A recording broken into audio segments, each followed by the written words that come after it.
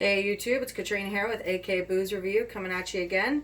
I'm actually going to do a different part series on hard seltzers. As everybody knows, hard seltzers have started dominating the world of liquor today. Can't walk into a liquor store without seeing a whole bunch of different seltzers. Now the thing with seltzers is they're actually great because they have a low calorie content, they have low residual sugars, and they're usually a pretty low alcohol percentage, so you can actually drink them socially. Not that anybody's doing that right now because of the pandemic going on, but when this is over and summer rolls around, people can actually get together and drink some seltzers again. Now, seltzers are one of my favorites, but they're not all created equally. Some seltzers are different than others, obviously. I don't necessarily look at the calorie content or the sugar or the carbohydrates. I actually look at what is the seltzer made with? What are the ingredients in there? Now, different seltzers are going to be made with different alcohols. So you got things like Truly that's made with cane sugar. The Cape line that I did also made with cane sugar. And cane sugar basically breaks down to just a rum-based alcohol. There are vodka-based ones, and there's even beer-based ones. Now, the beer-based ones, which are malted, are some of my favorites. Because as we know, if you drink, say, some Coors Lights or some Bud Lights, you can have a few of those, and you don't really get a bad hangover, because there's not a lot of sugar to it. It's really water. So some of my favorites are the malted ones. Now the malted ones, I'll do a couple of reviews on them for some of my favorites, which would be like Big Sky, Henry's, and then there's also Alaskan. Now I did a review the other day on the Alaskan Imperial Pumpkin Porter, one of my favorites. And Alaskan Brewing is a very large brewing company up here, and they make a lot of good different beers, and they came out with their own seltzer line. There's two different flavors. This one is the Spruce Cherry Grapefruit, and then this one is the Spruce Lemon-Lime. Sorry, ignore Atlas back here. She's kind of doing her own thing. Anyways, so I've had both of these, and I actually really enjoy these. Their alcohol percentage is pretty low at the typical 4.5% for most seltzers. And the residual sugars on these are pretty low, so they really taste like water. Anybody that's ever had LaCroix water, you're going to know what the seltzers taste like. You really don't taste the alcohol in them.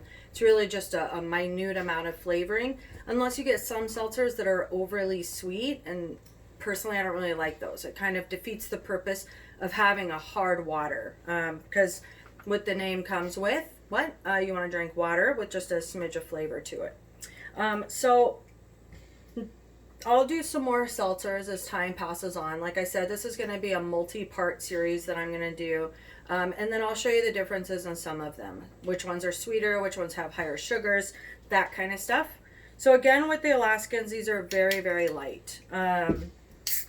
This spruce tip one, the best way to define the flavor, and like I said, I've had these before. I love these. These are great.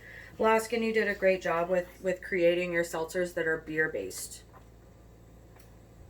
So it just smells like a Sprite.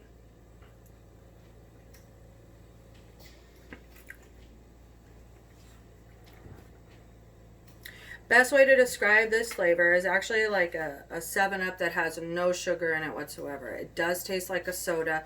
There's not a lot of flavor to it. So if you take a LaCroix water with a little bit of lemon in it or lime, that's basically what you're getting with this one. The thing I like about the low sugars is that pretty much means that tomorrow, if I have, say, a few of these, I'm not going to wake up with a bad hangover, something that's absolutely incurable.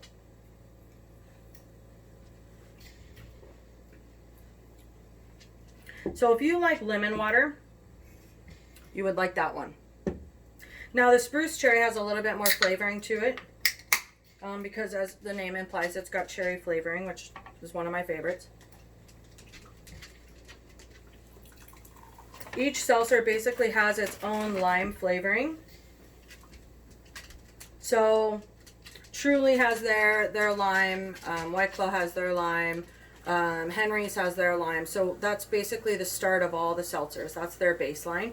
And then from there, they're going to create their different flavors. So you got, berry flavors and strawberry. Well, it kind of goes under the berry flavors, but they're fruit flavors. That's kind of prevalent these days. So the cherry one, you barely smell any cherry in there.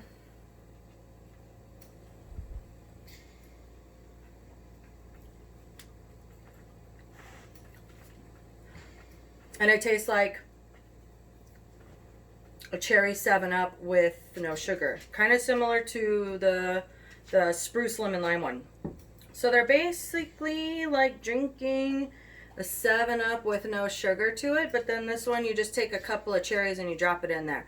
Not maraschino cherries, but like fresh cherries. There's a very subtle cherry hint, so if you hate cherry, you're not really going to hate this because it's not overly powering.